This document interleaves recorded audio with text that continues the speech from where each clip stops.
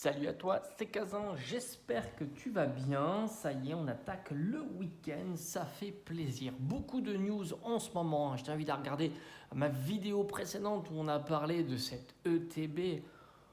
Folle, hein, faut le reconnaître. Mais en ce moment, c'est ce que je te disais, hein, c'est qu'en termes d'ETB, méga évolution, c'est quand même pas mal. Hein, c'est quand même pas mal.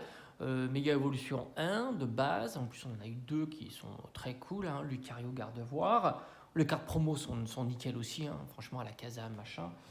C'est vraiment top. Riolu. ME2 en termes d'esthétique de TB, c'est très bien aussi. Bon, certes. Bon, 2.5 c'est cool, hein, c'est Dracolos, même si j'aime pas l'artwork, mais Dracolos c'est ok. Bon, ME3 c'est dégueulasse, hein, voilà, c'est pas top.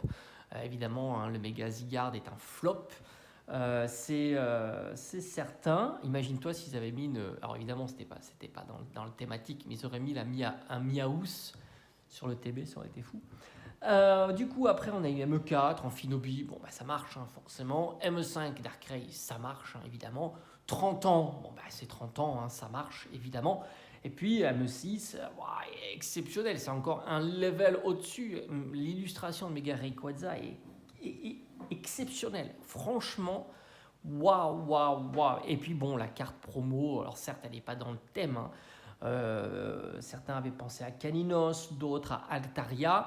Altaria, ça aurait été cool aussi, hein. Moi, j'aime bien Altaria, mais du coup, Altaria sera bon marché, certainement, j'irai la récupérer. Alors, du coup, c'est vrai qu'on est gâté. Alors, ME6 version japonaise, on va un petit peu en parler au travers de cette vidéo-là. Donc, c'est Storm Emeralda, qui est sorti maintenant depuis un petit moment. Alors, est-ce qu'on peut voir avec une lampe puissante? Franchement, il faudrait que je fasse le test un jour. Ça m'a été un petit peu soufflé en me disant, est-ce que tu prends des boosters série 1, série 2, série 3, tu sais, les petits boosters d'AR avec une lumière ultra puissante? J'en ai pas.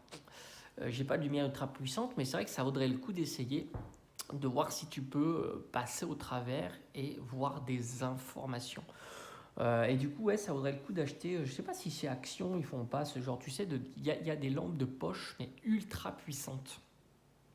Et du coup, oui, c'est sûr que si on peut voir au travers, eh bien, la messe est dite, hein, comme on dit, hein, évidemment. Alors là, est-ce que c'est pareil pour la série japonaise où on a vu, hein, comme ça, certains qui arrivent à. Alors, est-ce que c'est vrai, réel ou pas? Franchement, j'en sais rien, mais décaler les cartes et avec une lumière puissante, de voir si on est sur une SAR.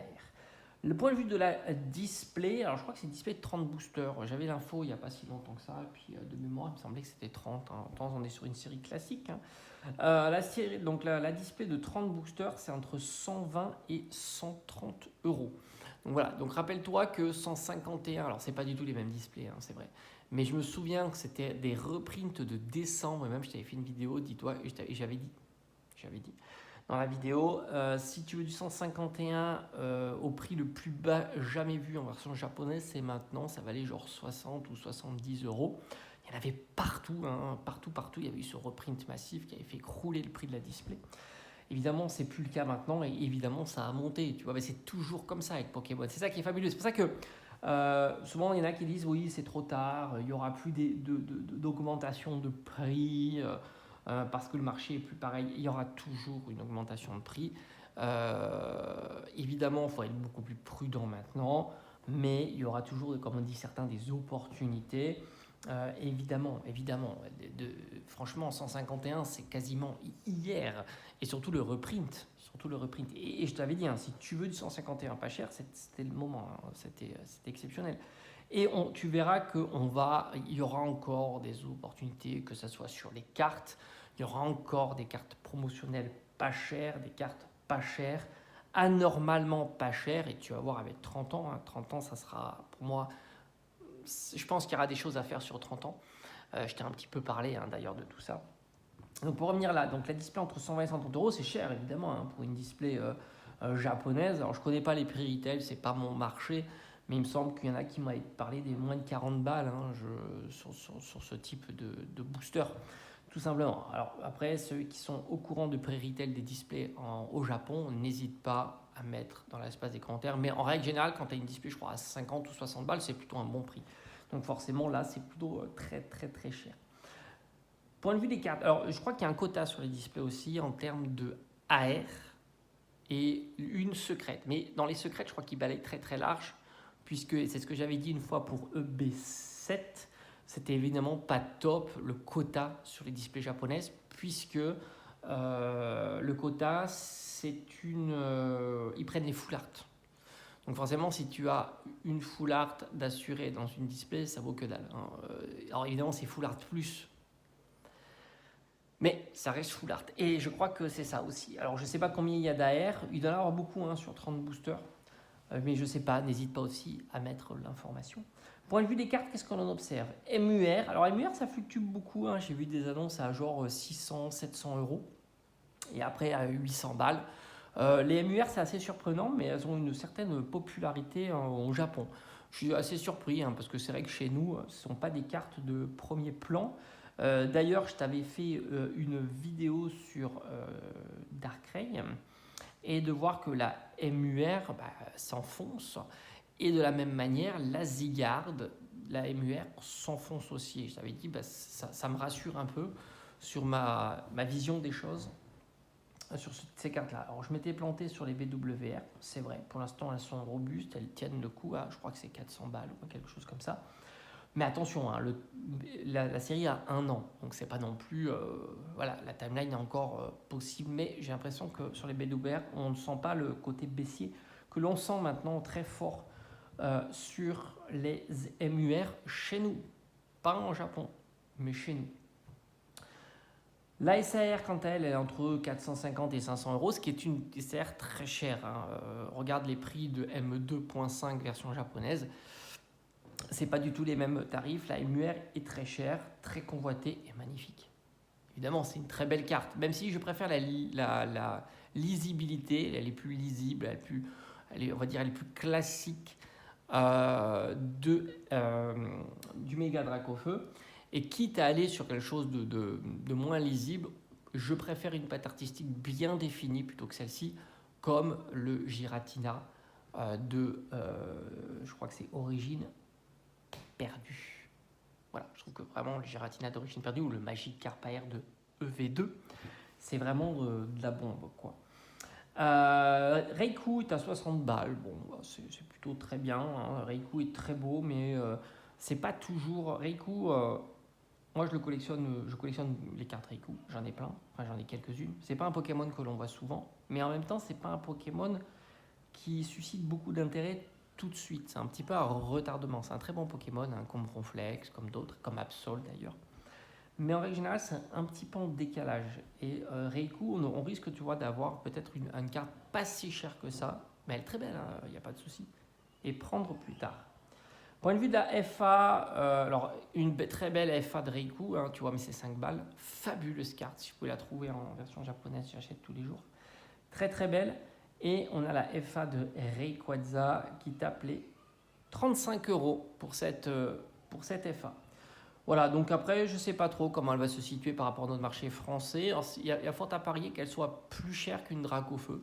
C'est pas impossible. Mais en même temps, je ne l'imagine pas non plus plus chère qu'une MA, tu vois, parce que les MA, je trouve que c'est un charme supplémentaire. Même si je suis assez fan des mégas, parce qu'il y a le Pokémon de base derrière, etc. Enfin, non méga, et je trouve ça très très beau. Point de vue des AR, alors, c'est une série, en termes d'AR, c'est très très beau. Vraiment. Tu as le Maganon et les câbles, je crois que c'est les câbles. Très très belle carte. Vraiment très très très très belle carte. Ça fait plaisir hein, de voir beaucoup d'AR sympa. Est-ce qu'on va nous faire d'une EV10 ou pas? Pour l'instant, je ne crois pas. Je ne crois pas qu'on sera sur du EV10. Alors pourquoi je dis EV10? Parce que EV10 est une série assez particulière puisqu'il y a bon nombre d'AR très cotés.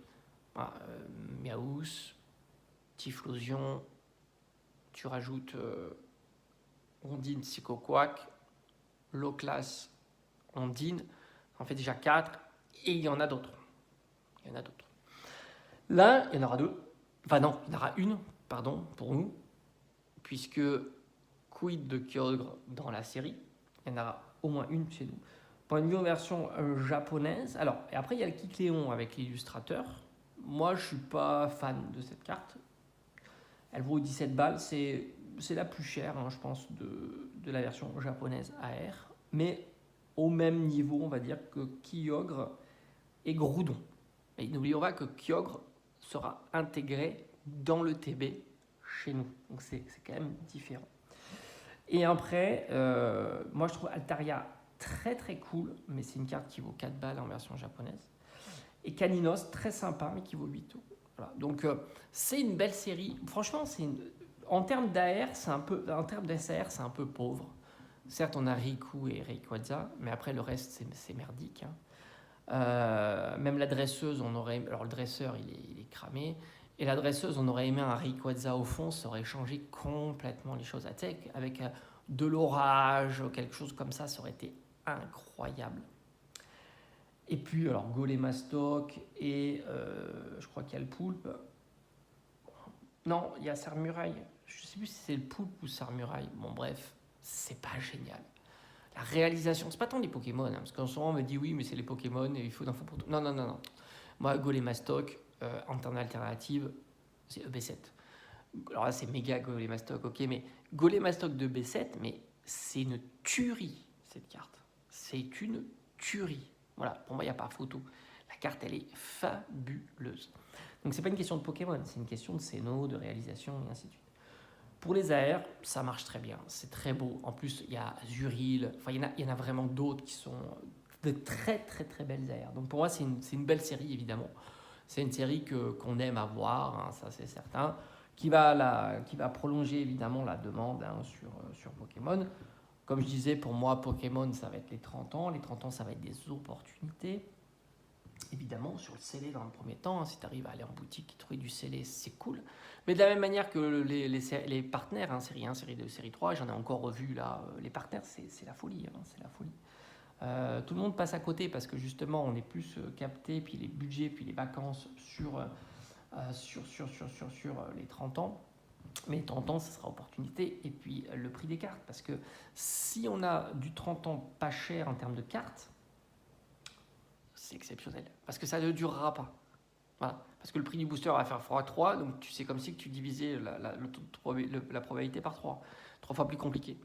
C'est comme ça. Parce que si ton ticket d'entrée est 3 fois plus cher, eh bien, tes lots valent 3 fois moins. Quoi. Enfin, tu vois, c'est-à-dire qu'il faut augmenter la valorisation des lots de x3. Donc, forcément, tout de suite, le taux de drop va être différent de ce biais-là, de ce fait-là, quoi. Donc, forcément, si tu as des cartes, même les Pikachu, hein, si tu les as à pas cher, ça sera une dinguerie, mais j'en doute. On verra hein, comment le marché va définir tout ça, parce que c'est pas moi qui décide, encore une fois. Hein. Moi, je décide de rien. C'est comme ça. Je décide pas. Moi, je te dis à bientôt. Alors, ce qu'on fera tout à l'heure, on va parler de ça. Alors, non pas de la gradation, mais de 25 ans, justement. Est-ce qu'il se passe des choses sur 25 ans? C'est quand même beau, hein, cette carte-là. On se rend pas compte. Hein. Regarde la dinguerie que c'est. Moi, je comprends pas que c'était une carte qui valait rien, quoi. Oh la vache. Pour une simple V, c'est exceptionnel. Ouais. Franchement, le Dragofeu V de Peter, c'est une dinguerie. C'est une dinguerie. Cette carte. Enfin, même ça, hein, même les VMAX. Hein. Franchement, les VMAX comme ça, avec l'avion là, c'est le délire de cette VMAX. Et l'évolution de Pikachu volant. Ça aussi, c'est une dinguerie quand même. Franchement, c'est beau quand même. C'est très très beau. Mais ça sera pour plus tard.